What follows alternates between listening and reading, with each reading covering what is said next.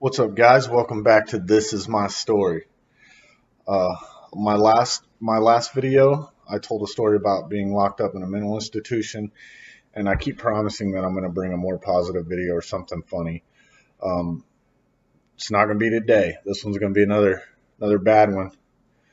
But if you want to see a funny story that I've told on Lockdown 23 and 1, I told a story about I got drunk and blacked out, and I ended up sleeping in the wrong house. I'll leave a link to that video in the description of this one, and you could head over to his channel and check that one out. Uh, Story today is about an overdose. I'm Jamie, and this is my story. This one took place when I was 16 years old. This is after the mental institution, after shooting my friend, after all of that stuff.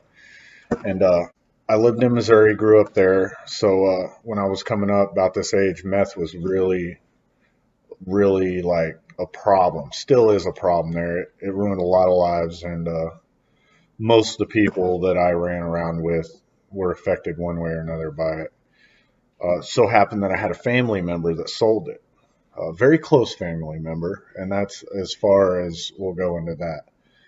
But he was like the local dude, like he had all the good stuff, and like he would buy ounces at a time, and we're both in high school at this time, and so I have this buddy Levi. Levi is a very special cat. Um, he was probably out of everybody I've ever met in my life, he had the most like addictive personality. This guy would get addicted to everything he tried. We tried a lot of drugs, and there were some things I didn't like that I wouldn't do, like, or I would do a couple times, whatever. I didn't like them though. This dude loved everything. Everything he ever tried, loved it. Like if you told him that bark would give you a buzz if you ate enough of it, he'd eat the fucking rainforest. The dude was crazy. I remember actually one time he didn't have no money. None of us, we were in a drought. Nobody had any money. Nobody was getting high. Nobody smoking weed, nothing. And we found him in his bedroom with a can of gas, just huffing gas. Been in there for hours. The whole house smelled like gas. Like, dude drug a can of gas in his house and just chilled in his bedroom huffing gas. He'd huff paint, glue, like anything to get high. Anything. Well, this guy goes to re-up with my family member that sold drugs. So they go to Kansas City, and he gets an 8 ball. Okay, that's not a lot for a dealer, but uh, you'll see what's up. And they're on their way back, and they notice that there's a cop behind them in traffic. And the cop pulls up next to him and is looking over at him. So my family member takes his bag of dope and throws it to Levi, and he's like, as soon as you can, drop this out the window. And like I said, man, Levi, you could have put a gun to his head. He was never throwing that dope out the window. That was never an option as soon as it landed in his lap. There's no way. So he's like, I'll just puke it up later. Swallows it. He's got like a big gulp, and I don't even know how this is possible. I mean, 3.5 grams of meth is not a small bag. It's a big bag. Like it never stood a chance. And he eats this thing, drinks some of his drink. They do end up getting pulled over. So a cop pulls them over. They both got warrants. Okay, so they're both going to jail. Bam, they get arrested. My family member bonds out, and that bag breaks in Levi's stomach. Obviously, like I said, it never had a chance. Um, he's in jail. This is all secondhand. This is what I got secondhand. I come into the story here in a little bit, but apparently he was tripping in jail, like sweating real bad. He keeps trying to poop this bag out. there ain't no bag coming out. Well, if there is, it ain't got nothing in it. And he was seeing stuff, hallucinating real bad. And I guess like the police at the county jail were like making fun of him and like calling him a retard and stuff. So, I mean, they don't know this dude, and he's acting weird. And he ends up getting out, signature bond or something. I don't know anything about how he got out. But I was at his house when I got this phone call that it was my older brother's baby mama had called me. And she's like, hey, I need you to come to your dad's house. Levi's here and he's scaring the shit out of me. And I don't know anything about them getting pulled over, arrested. I don't know anything about any of this. I just get this phone call and I'm like, what do you mean? She's like, he locked himself in the bathroom and won't come out. I was like, what the? Like, I'm at his house. Like, why is he at my dad's house? Like, none of this makes sense. So I was like, okay, yeah, I'll be down there in a minute. And I drive down there and I come in and she's like, he's on something. Like, he's locked in the bathroom. And I was like, okay, still confused. And I walk in, and you can come into this bathroom from two ways. There's two doors, and there's two bedrooms here. So I go through one bedroom, and I'm pulling on the door. It's got those chintzy little metal locks that go through the little ring, little bitty things. That's all that locks this door. There's no like handle lock or anything. And I knock on the door, and I was like, Levi, come out. What are you doing? And he was like, no, man, they're after me.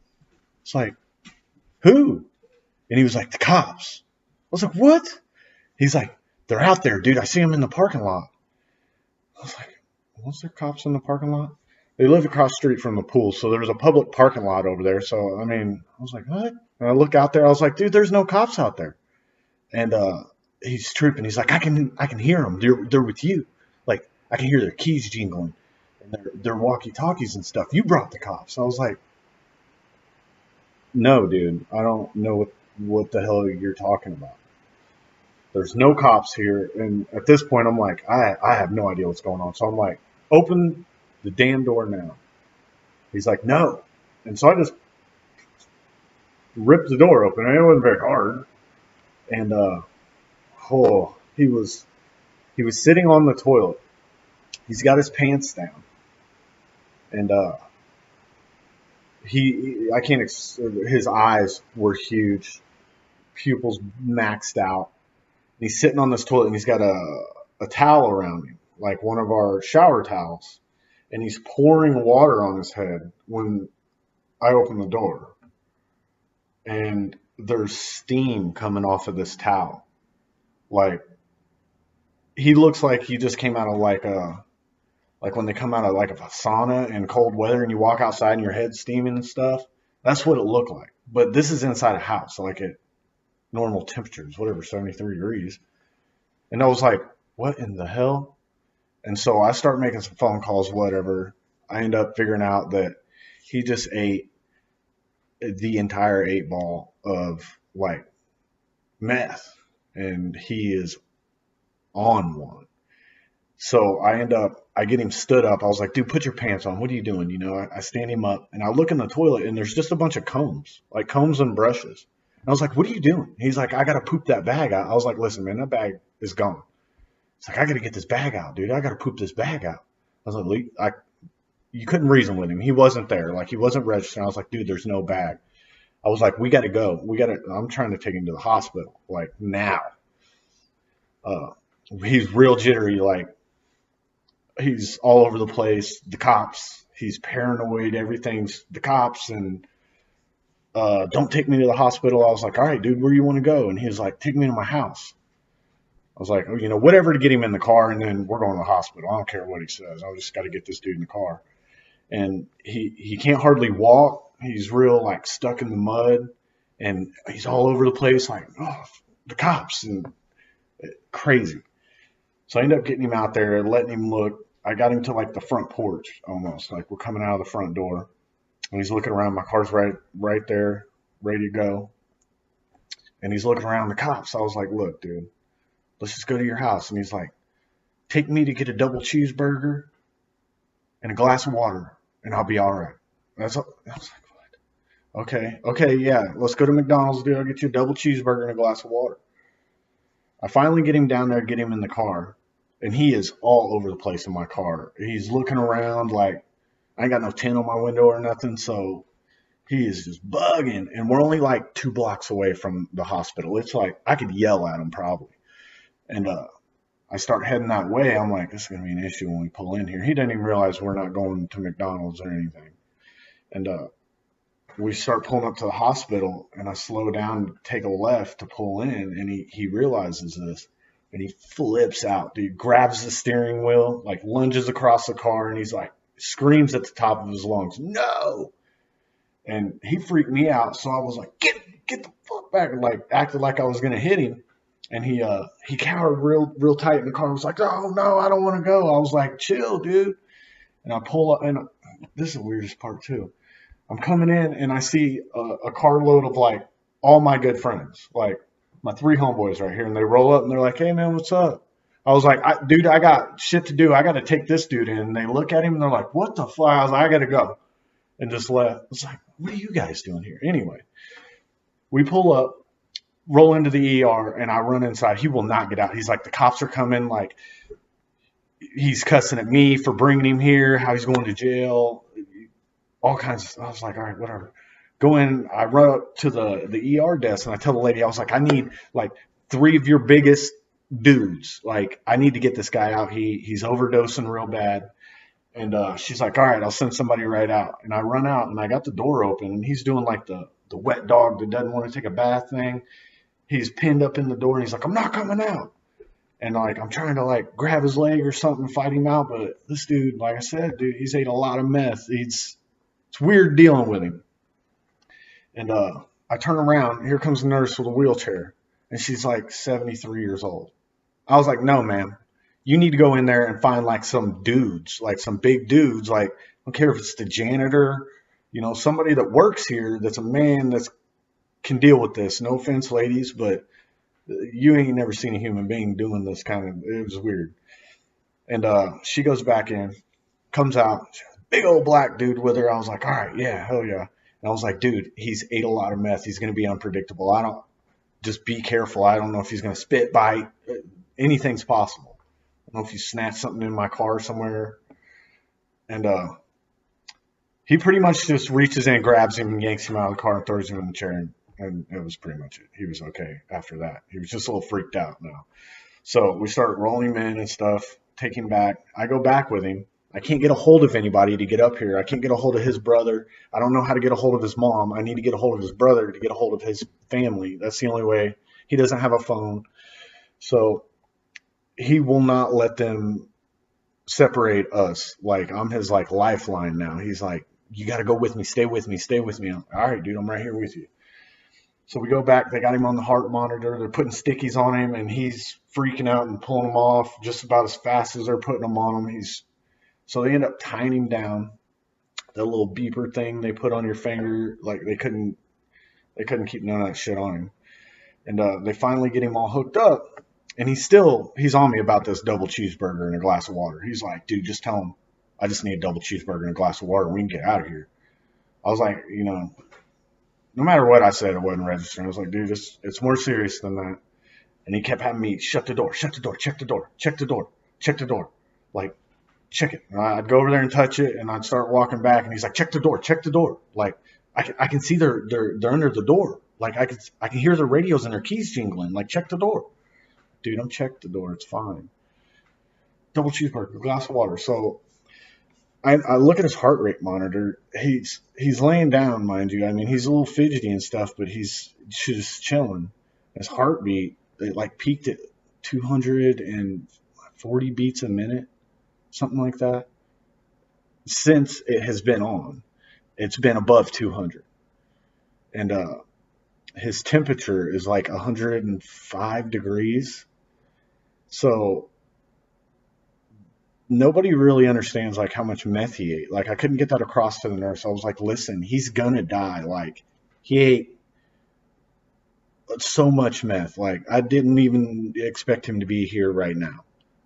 And I guess this was the next day. Like they got arrested. He spent the night in jail and got out. And this is where I come in. Like he had been ate this, and the nurses are still, they don't understand. I was like, look, man, they don't know what to do. They're putting him on ice to try to get his fever down. Finally end up getting a hold of his brother, and he comes up there. He has no idea who his brother is. He still wants the cheeseburger, the glass of water. Heart rate still through the roof. He keeps trying to get them to let him go to the bathroom to poop this bag out constantly. We're checking doors. He's pulling stickies off. It was a lot. It was a lot. And this is one of your, best friends. You've spent a lot of time. It was hard to watch. It really was. His brother's freaking out. He has no idea. I know about the story, but I'm not in a position to say anything because that was my family member that flipped him that bag. However, he didn't tell him to eat that shit, but the person he flipped it to wasn't going to throw dope out the window. I mean, but that's a grown man that, well, no, we were all kids, actually. He was 17. He was 17, I was 16. So, I don't know. Whatever, I wasn't going to say nothing. That's my family member. Whatever. I did what I could. So, I slide out. I was there for probably 3 or 4 hours. It was a long night. And I kind of hung out in the lobby with his mom and stuff. His fever ended up staying 107.5 for like 4 hours. His heart rate, I think they ended up spiking it to like mid to high twos. It was crazy. I don't remember exactly what it was, but I remember seeing 240 on the monitor. And they were like, he's going to suffer permanent brain damage. We need to life flight him out of here. They gave him drugs they said they've never given anybody ever. Like, none of these doctors have never gave anybody this medicine that they were giving him to, like, get him cooled down and his heart rate down. So he ends up going to the city and stuff, getting life flighted. He does survive, but his life is completely obliterated, ruined. He never came back. Like, that ship sailed as soon as he swallowed that bag. He changed his life, and he had no idea he was doing it. So he ended up he needed help being taken care of all the time because he's like highly paranoid, like schizophrenic almost.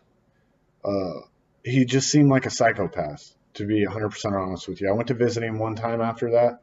He was always in like different treatment homes and stuff, like people taking care of him. And then he ended up living in this trailer with him. I think his brother lived there with him. And I lived like a mile away, and I heard that he was living over there. I was like, I'm going to ride my four-wheeler over there because I've heard that he's not right, that he wouldn't even remember me and stuff like that. So it's about a year later. I ride over there on my four-wheeler, and I was like, Levi, what's up, man? And he was like, hey, man, what's up? Like, he knew who I was. I don't think he knew my name. But I was like, it's Jamie, you remember? He's like, yeah, man. And he was listening to Tech Nine, real into Tech Nine. That's all he did. And they were like, dude, all he does is listen to Tech Nine all day. And like fucks with the cable guy or something. I don't know. And I gave him a ride on the four-wheeler. I got him on the back. We were ripping wheelies and stuff down the road, jumping hills. He was just back there like laughing and giggling real hard. And it was rough seeing him like that. Because like I said, that was my boy. That whole crew was. And, I seen him at his worst, and then the aftermath was rough. It was rough on me. And then hearing him laughing, like he wasn't there. It was sad. So I took him for a burn real quick, and I dropped him back off. Told his brother, if there's anything I can do, just let me know.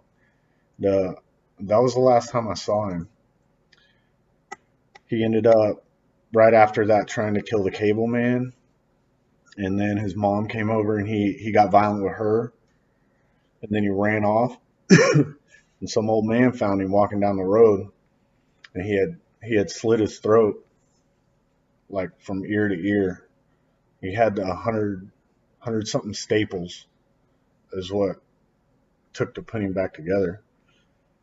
And he thought pit bulls were after him, so he climbed up in a tree, stayed there for a couple days, and then he couldn't take it no more, so he cut his throat. And then he realized he didn't die, so he started walking down the road. Some old man picked him up, and then after that, he's been admitted. I don't even know where at. His brother moved off. My family member ended up going to prison, so I got out of there. But it didn't end well for him, and that's my story. Like and subscribe.